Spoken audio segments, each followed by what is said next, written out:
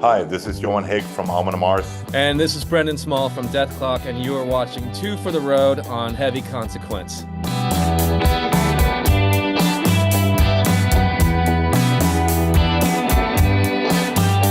Dethklok is going on tour with Viking metal powerhouse Amon Amarth.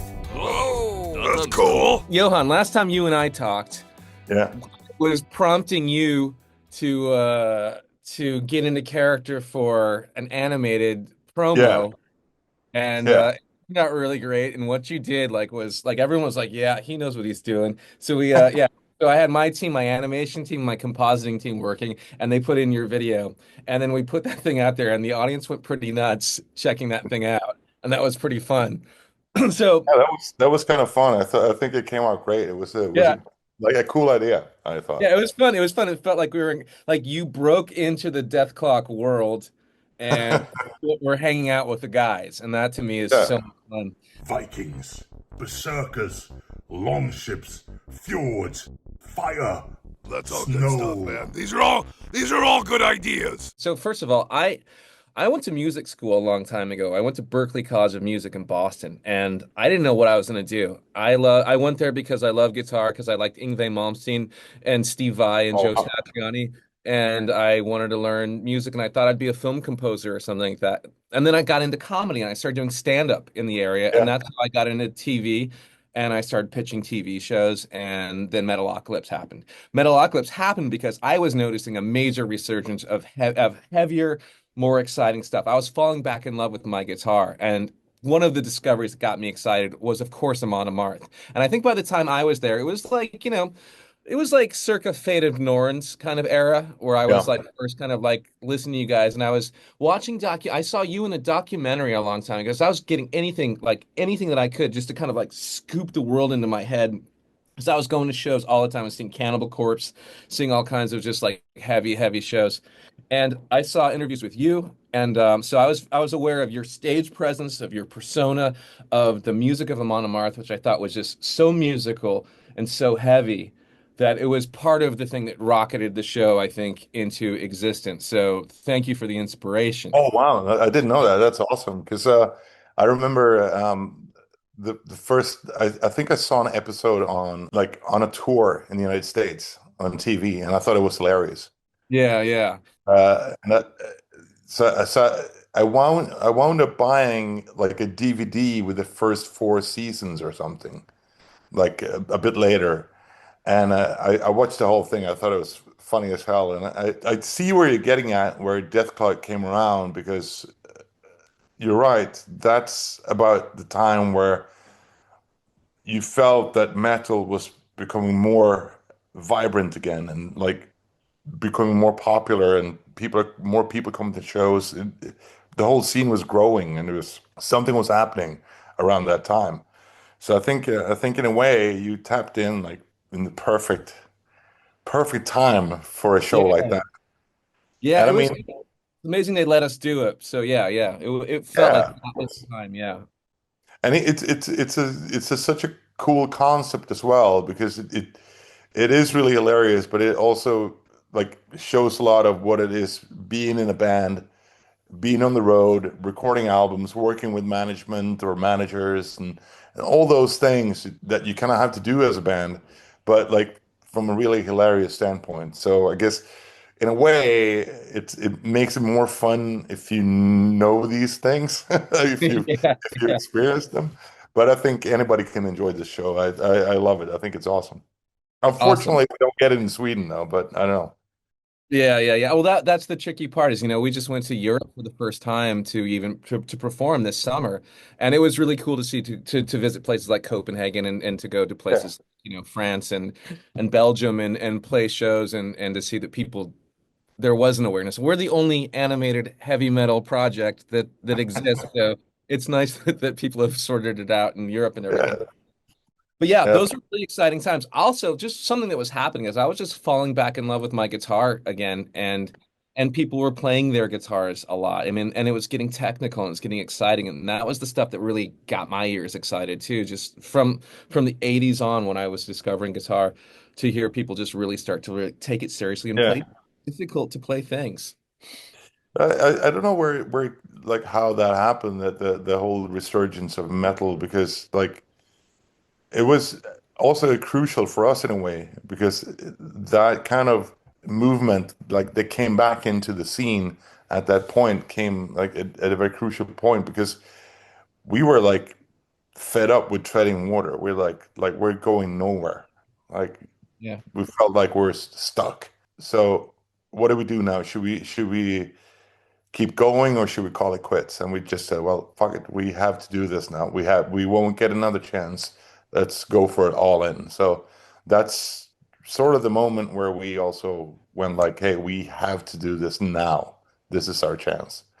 And yeah, so it's kind of interesting that I think a lot of people don't really know how important that time period was for metal in general.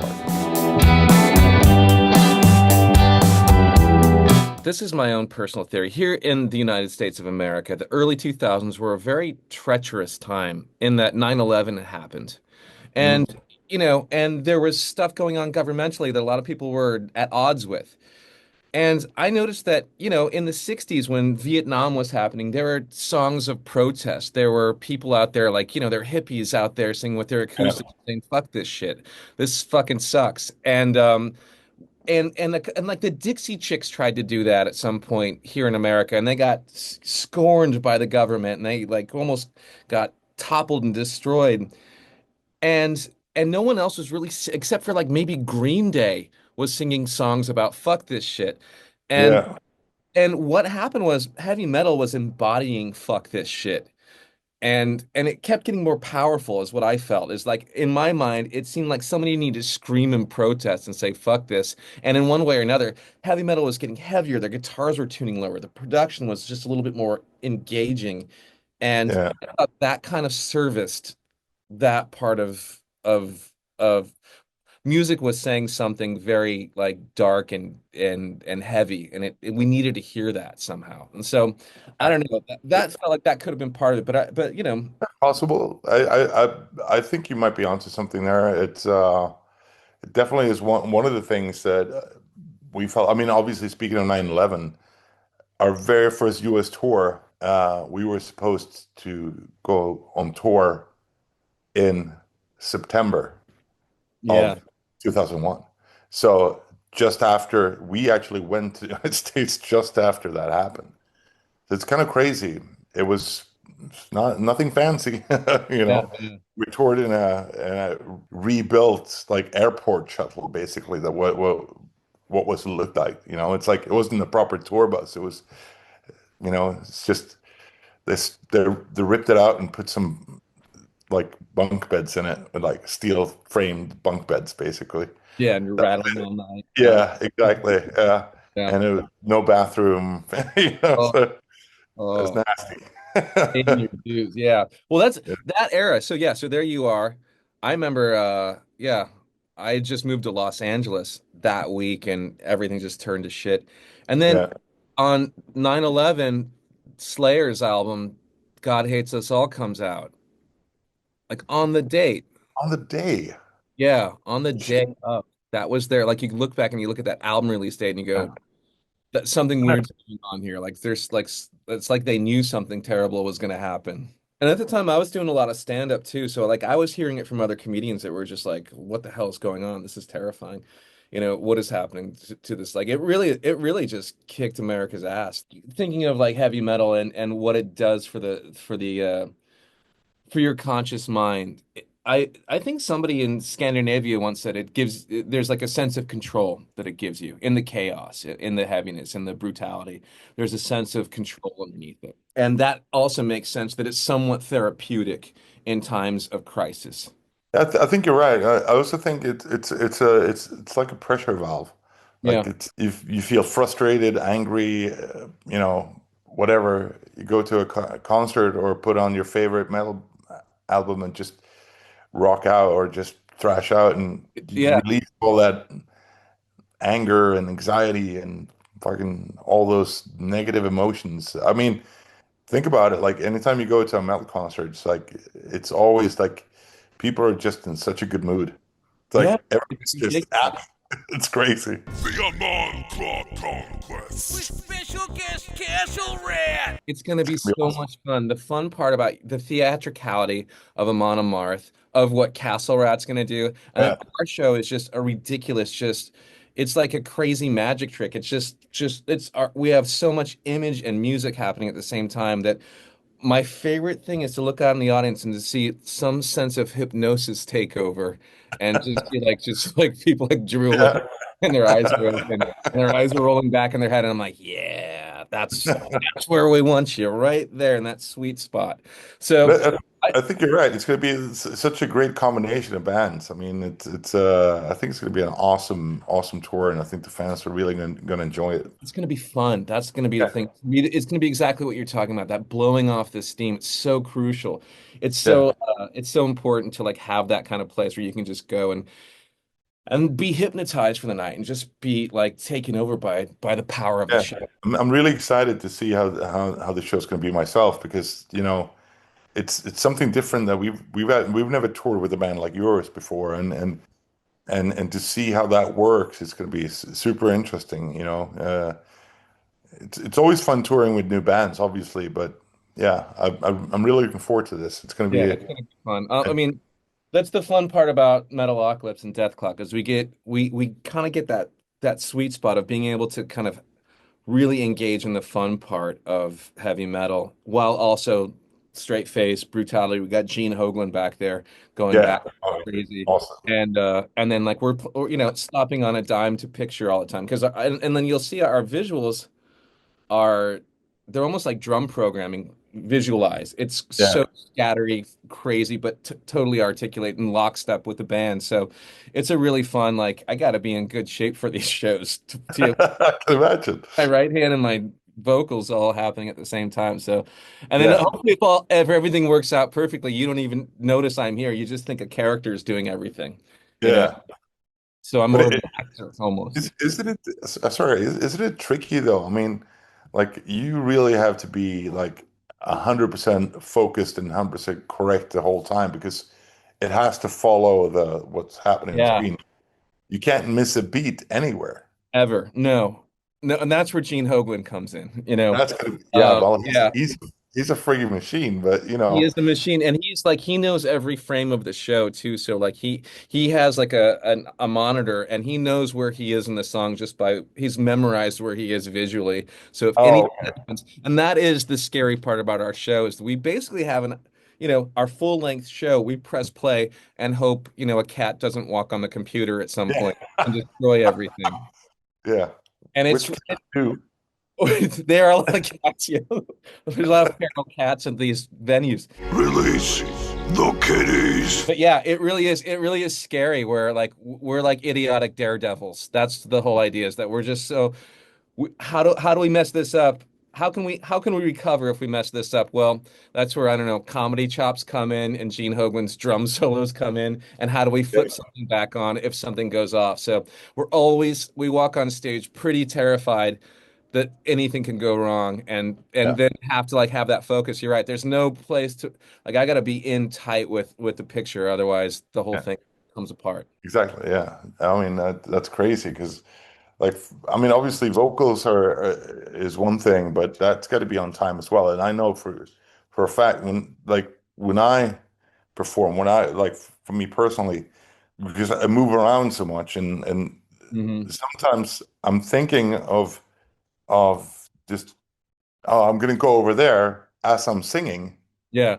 So I'm actually singing, but I'm not thinking of what I'm singing. Yes. Yeah. But then all of a sudden it's like, uh-oh, where am I? Yeah. You know, that happens to me all the time because or I get caught up with what someone's doing in the audience. Oh, that's funny. It's like, Yeah. oh, I lost my place, you know? That can happen. That can Yeah. happen. Well, we've done meet and greets. Gene and I have done these meet and greets where we've come to know like a good chunk of the audience by the time we get on stage. So we go, oh, that's Marianne. This is her first heavy metal show. Oh, she's in the mosh pit now. Be careful, you know. Careful. Oh my, there's Jim. Jim's a construction worker and he's been listening to death metal for 15 years and his dad helped him get in there. Oh no, no, he's getting thrown over the barrier. Oh no. So we're just like always terrified. And we know the stories of everybody in the audience. And so Oh, you can get hypnotized by the audience too. Our show is so much fun to watch. We have a gigantic movie theater screen behind us and it's I playing know. these Yeah, tunes. it's massive, isn't it? And we have to like anybody that's new in our crew, we have to say you're going to want to watch the screen because it's very, very entertaining. We've got explosions, blood, nudity, everything up there, but you can't look at it. You have to be looking at me because I may drop Yeah, my guitar somewhere along the way, and I need your help. So we always have to like say, stop looking at the screen, yeah. watch us, watch the most boring thing in the world, the performers. That's super difficult because I know for you, I mean, it's obvious you have to have the screen, but I think otherwise, like a lot of bands that use a lot of screen and like imagery or video, it's hard to watch the band sometime, like Yeah, because your eyes are like magnetically drawn to to the yeah, screen yeah, rather than to the band.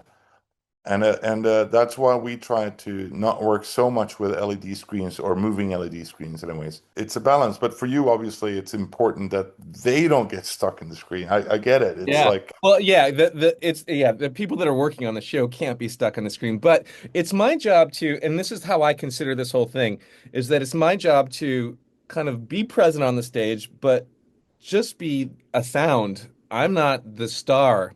The cartoon is the star. yeah, I don't look like the characters. I'm bad for the brand. You shouldn't be looking at me. I'm just a shadow. And so, but I'm a shadow working in the dark trying to play like, crazy Squiscar Swig Elf lines and stuff like yeah, that. So, so it's a fun and it's kind of like if you know my personality, it's the ultimate place for me to be, which is on yeah. stage but not being seen. See, that I would love that. Yeah, yeah, it's fun. And yeah. Actually, for me, it's almost a little bit more, yeah, the other way around. I love being on stage. I love jumping around and acting like a crazy lunatic up there and just screaming at people. But off stage, I'd rather be like Yeah. nobody know me. Yeah, yeah, It's yeah, yeah.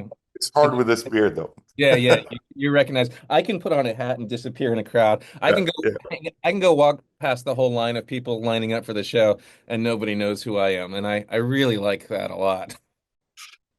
That is kind of nice. Yeah, it really. Nobody knows me. It's great.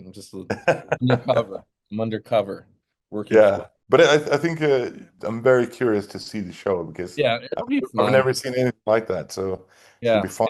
I just think this night is going to be as like if you're going to go to a show this year, go to this one because I think you're going to be entertained within an inch of your life. I think it's going to be so entertaining. There's going to be so much to look at, so much just energy coming from this show. I was going to say something similar actually because I was feeling like the way this show is built up with us and you and like our theatrical setup and your screen, that alone is going to be worth the like ticket entrance, but like also then Castle Rat on top of that, which I think is Yeah. great. This is going to be like one of the best shows of this year already, I think. I think so too. I agree.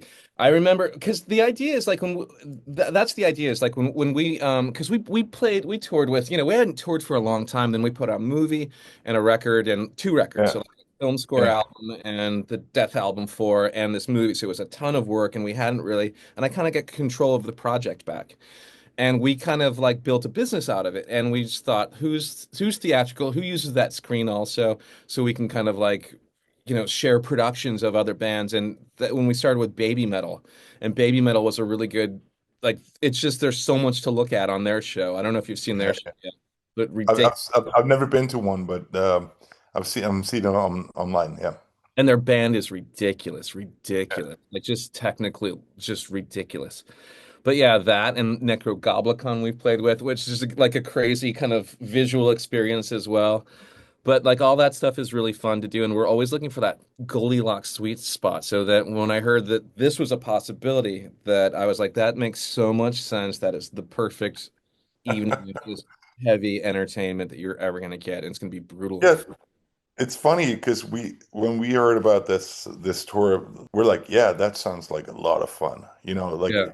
instantly. Yeah, that sounds like it's going to be awesome.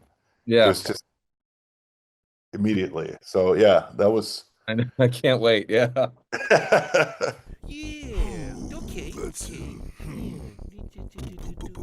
Oh, yeah, I got something good. This is good. Being a touring musician, like you really have to focus on that like the entire time to perform each night. And I know for me, and that also goes into what like why I'm working out so much now, like Yeah. when I have time off, because when I get off stage, I'm dripping sweat because I'm all over the place all the time. And just the style of singing that I have is actually quite taxing on the body. You use your whole body when you Yeah. sing, Yeah. and that is like I'm the only one that may be sweatier than me as a drummer. So, Yeah. Yeah. Yeah. Well, yeah. I mean, I remember when and I you know this as well, right? finally used, yeah, jeans dripping with sweat all the time. Yeah,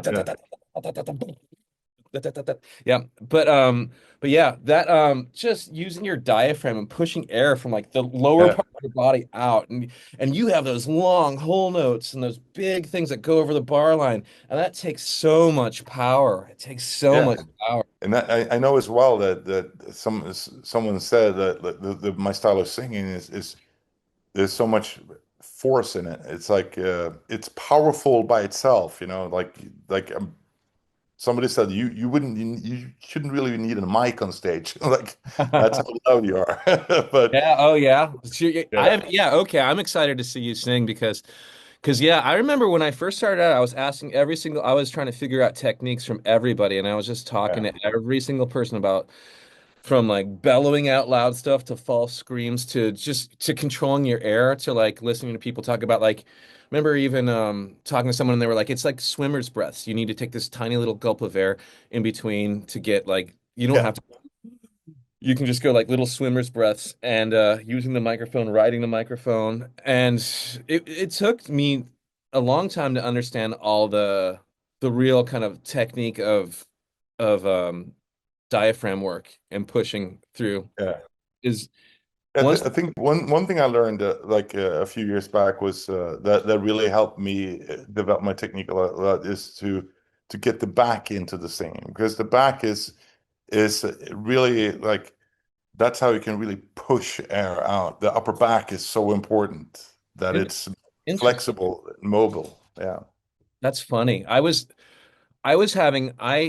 sat with it was very strange, a very strange event that happened recently, and I won't say why, but I was hanging out with two of my guitar heroes, Joe Satriani and Steve Vai, and we were talking about playing and lightening up and being in that perfect spot mentally when you're playing guitar on stage. This right here, no one can tell what the hell's going on. Your fingers are too small. Fucking tiny. And Steve Vai was talking to me about how he held his body and held his lower abs in order to play the guitar, in order to make sure that his arms were not being held up by his back, but his Yeah. lower torso was holding up basically his upper body so that his Yeah. arms could be loose and free to do whatever he needs to do. It was really Yeah. interesting hearing people who have been doing it their whole lives talk about just good posture and all that stuff. That really, Fosters everything. I know, yeah, it's It, ridiculous. it is. It's so true.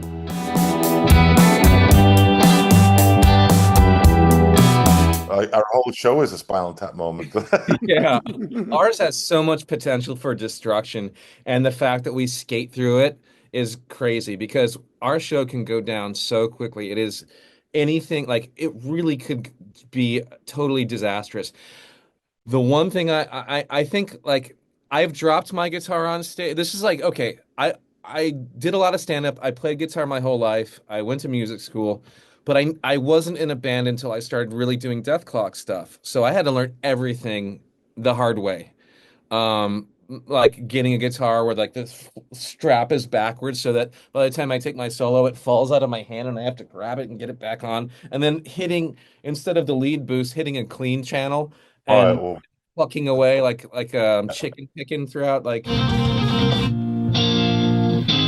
there's something you don't hear in Dethklok song that often. Just those kinds of things like my trial by fire was so disastrous, but I came from comedy, so I was ready for comedy is never guaranteed. Like shit can you can bomb, you can eat shit so hard and embarrass yourself.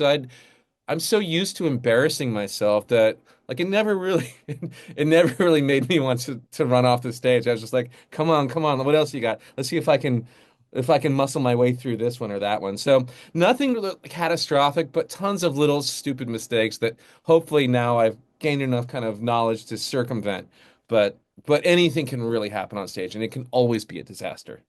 Definitely so, and usually what happens is like you trip or you slip. I slipped in New York once on we didn't have a drum rehearsal. We played the Irving Plaza Theater like your venue, and it's a wooden floor, and it was they hadn't taped the drum mat to the floor, and I stepped on it, and it just went away under my feet, so I just fell on my ass pretty hard. I Oh, tripped. I tripped on our stage set this summer in oh yeah. Britain. Yeah, when we were opening up for Slayer, I tripped on the stairs and like banged up my elbow pretty bad and was Oh, bleeding. And yeah, that was ow. yeah. So there was stuff like that. But I mean, that shit happens when it's live. You know, I think when it comes to like proper Spinal Tap moments, I think one of the best is actually from one of the first show that we ever made, like outside of Sweden in 1996, I think, or 97. And we played a small bar in Berlin, and we had tons of beer on stage, and at that time we had like distortion pedals connected to the amplifiers, right? So we were drinking beer out of bottles on stage. And our guitar player Lavi put his beer on his amplifier, cranked it like super high, and I was in control of the hazer. Like I had a Yeah. pedal for that, but it had a delay. So when you stepped on it, it took about like 10 seconds before it came anything. So it's like nothing's coming. I was just pounding that thing, and all of a sudden, it's just a fucking mess. You couldn't see shit in there. And and all of a sudden, in this fucking mess where you can't see anything, all of a sudden you hear Olave's guitar go from chung chung chung to clonk clonk clonk clonk clonk, and it his beer bottle had vibrated down and fallen down on his distortion pedal and switched it off. So now it was clean channel like clonk Yeah. clonk clonk clonk. Oh. Sounded horrible, and he couldn't find the pedal.